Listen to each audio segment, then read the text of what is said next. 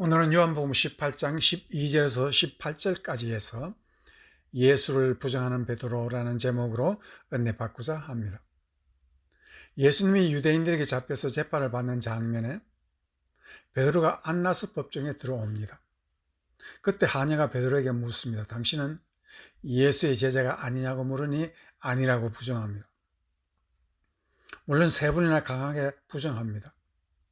그런데 예수님은 체포되기 전에 베드로가 너희가 다 날 버리고 떠내라 하니 베드로는 죽어도 주님을 떠나지 않을 거라 하니 예수님은 닭이 울기 전에 나를 세 번 부인하리라 하십니다.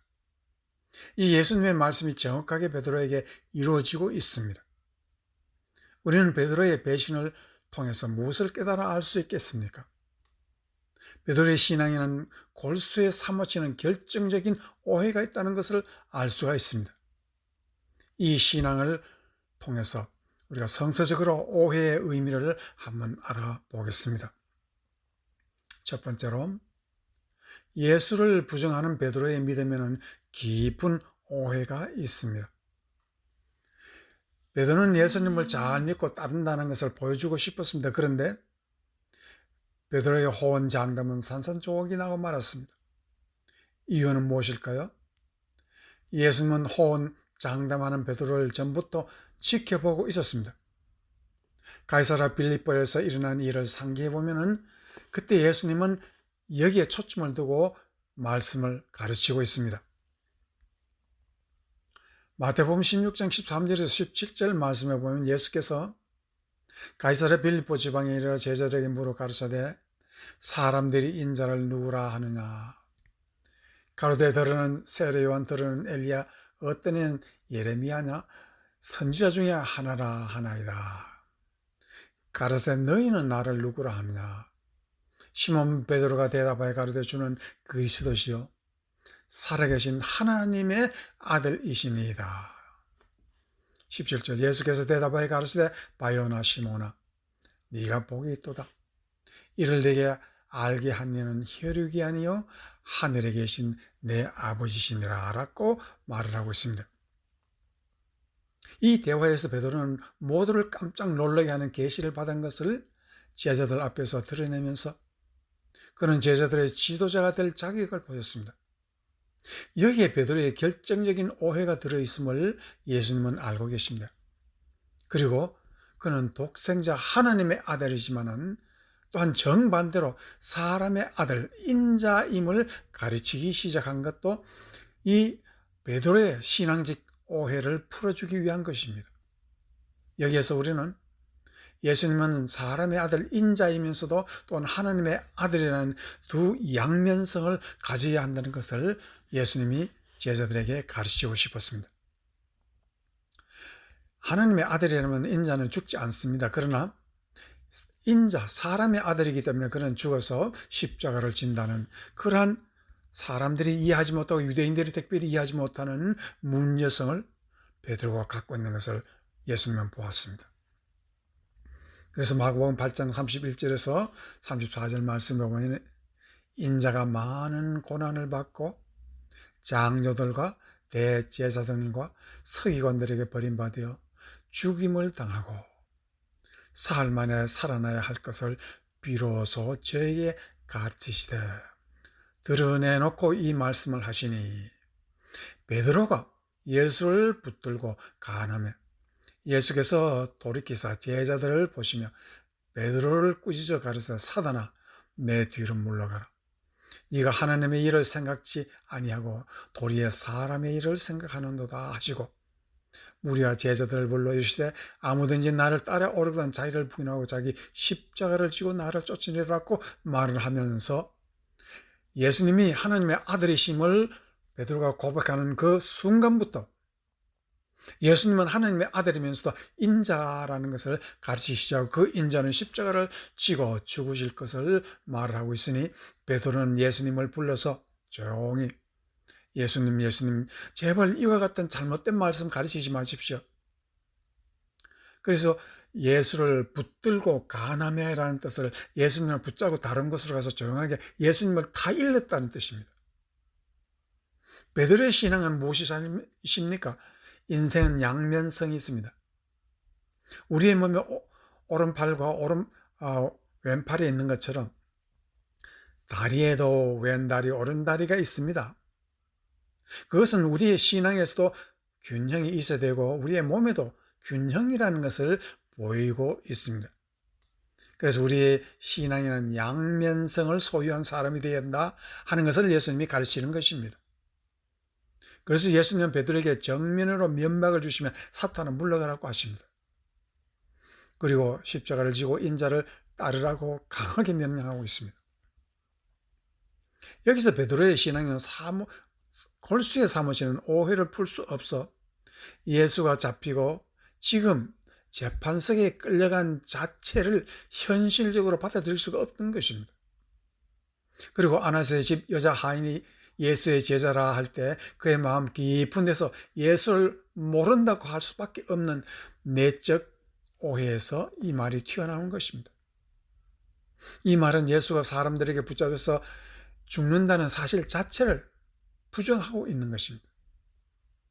이러한 무의식적 깊은 오해가 예수를 부정할 것임을 너무나 잘 알고 계신 예수님은 베드로가 3번 부인할 것을 정확하게 미리 말씀하시고 계십니다. 우리는 여기서 인간의 실수라는 것은 결코 우연히 오는 것은 절대로 없다는 것을 말하고 있습니다. 우리의 마음 깊은 데서 세상을 오해하는 골수에 박힌 잘못 때문에 우리는 이 세상에서도 오해하며 산다는 것도 깨달아 알 수가 있습니다. 유대인들이 세상에 슬픈 디아스포라가 되어서 나라를 얻지 못하고 고국이라는 찾아가는 그곳에는 끊임없는 전쟁과 학살이 계속되고 인류의 가장 무서운 나라가 되고 있는 것은 그들이 나라를 잃어버리는 디아스포라가 된 이유가 바로 이 신앙적 밸런스를 잃어버렸기 때문이라는 것입니다. 그것은 유대인들의 영혼에 사무치는 오해, 베드로는 그와 똑같은 오해를 가지고 있습니다. 예수가 그리스도라면 죽을 수 없다는 것을 유대인들이 또한 베드로가 말하고 있습니다.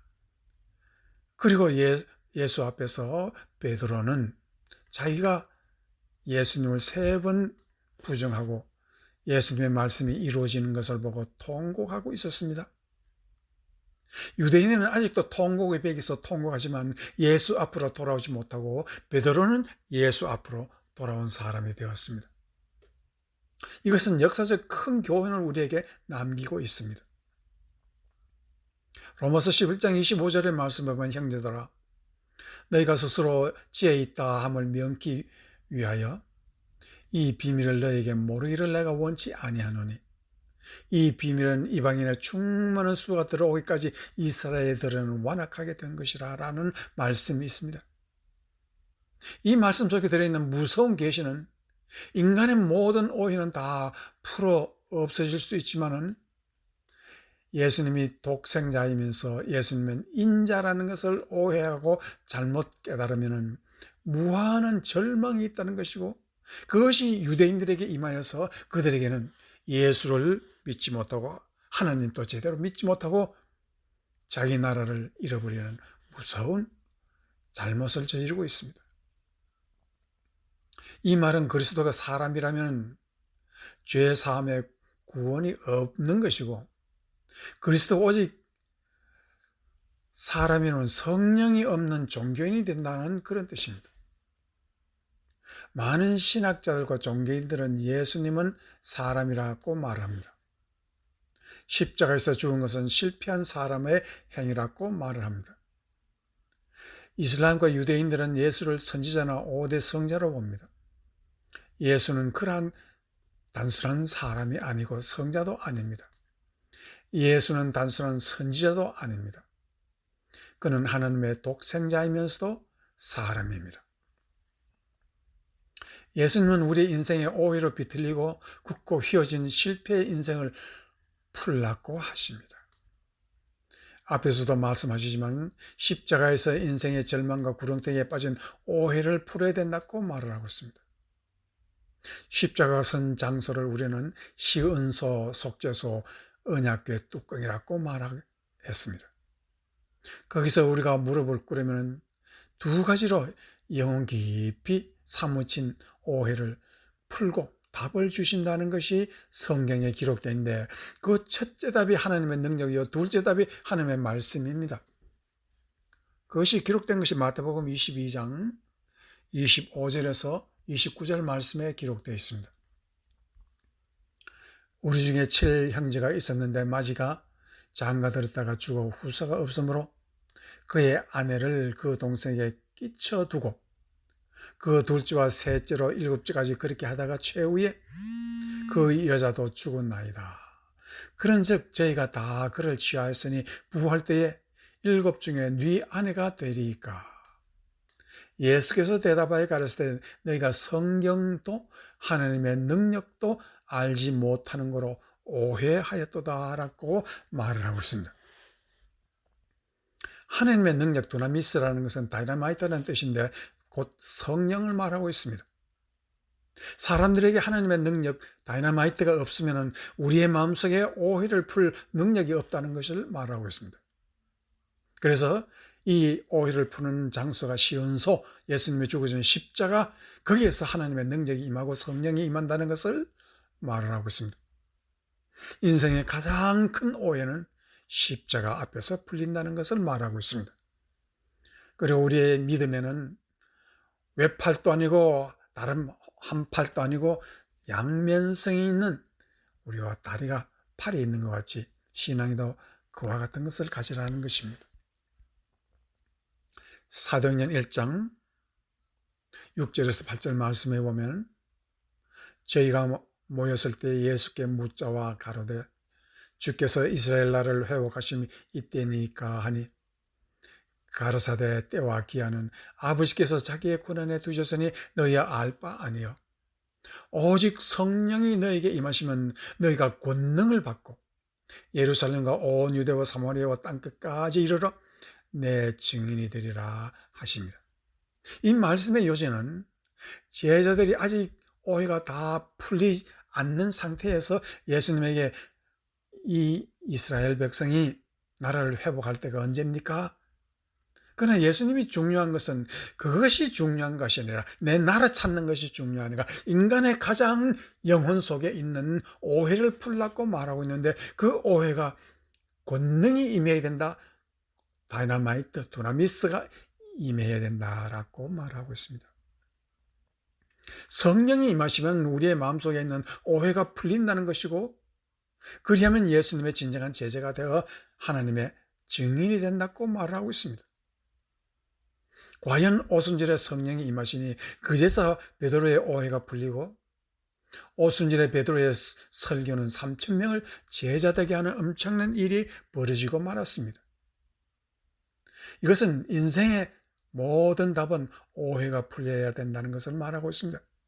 그리고 오해를 깨는 힘이 십자가의 힘이라고 말하고 있습니다.